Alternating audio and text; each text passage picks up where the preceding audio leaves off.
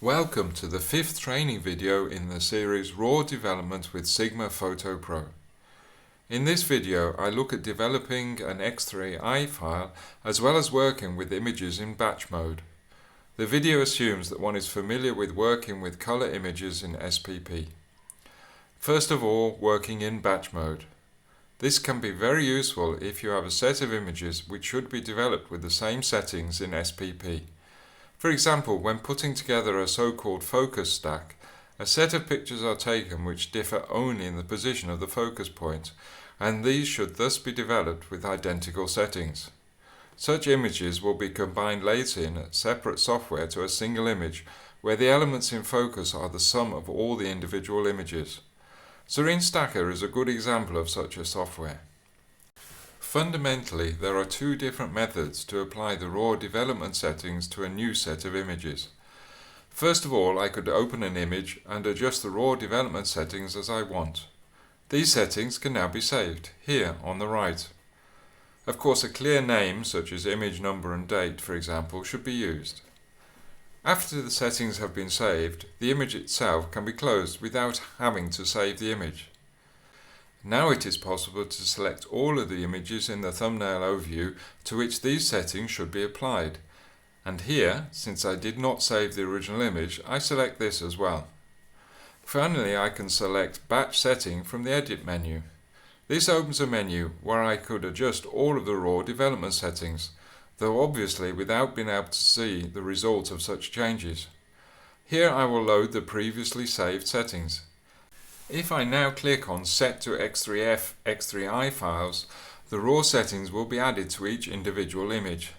To note is that no obvious change will happen to the thumbnail. If I now save the images, then, assuming the settings were saved with the X3F files, changes to the raw files will become visible. It is possible to shorten this workflow even further, if I do not intend to change the settings. First of all, the images are selected.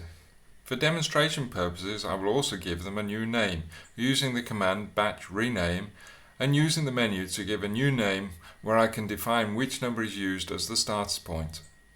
When this is complete, I can select the images and simply open the Save menu and click on Adjustment Mode Custom. Here, for example, under Color, I can choose the settings I want to apply. Since I have now chosen a new setting, it is possible to see the changes directly on the thumbnails again after the view is refreshed. And, of course, both sets of TIFFs are available in the appropriate folder. The second topic for this video is developing a color X3I file. An X3I file is the result of an image being taken with the SD Quattro or SD Quattro H in SFD mode. The result is an image which has a very low level of noise without any loss in detail whatsoever.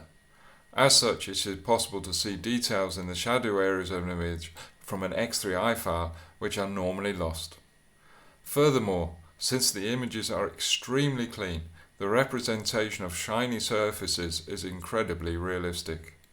I do not have a problem with luminance noise per se. I would rather have a little more luminous noise than have detail removed by the noise reduction process. However, when you see the result from an X3I file, then this is something else entirely. In SFD mode, the camera produces an X3I file by taking 7 pictures which will be combined automatically in SPP. The 7 images will be taken automatically at ISO 100. So that the images differ only in their exposure time, that is from -3 to +3 EV. The 7 images are combined in SPP into a single TIFF file. The processing of an X3I file is however not intuitive, and because of the way differently exposed images respond differently to tonal adjustments and color corrections, this can very easily result in an image which is far from perfect. For this reason, it is even more important to remember that the objective of the development of an X3I file is to produce the best result for further processing and not to attempt to reach a final finished image. With this in mind, when the image is taken, set the white balance in the camera to auto. Furthermore, it is important that the fourth, i.e. the middle image, actually has an exposure setting of 0 EV, or perhaps even better, minus 0.3 EV. In SPP, the X3I editing menu can be opened with a right click and choosing Open in X3I Edit window. Here I have the chance to choose which images are to be combined in the resulting TIFF file. I would recommend to use all 7 images, even when the minus 3 EV and plus 3 EV images do not look good in their own right. Clicking on the button on the top right then opens the normal color editing window.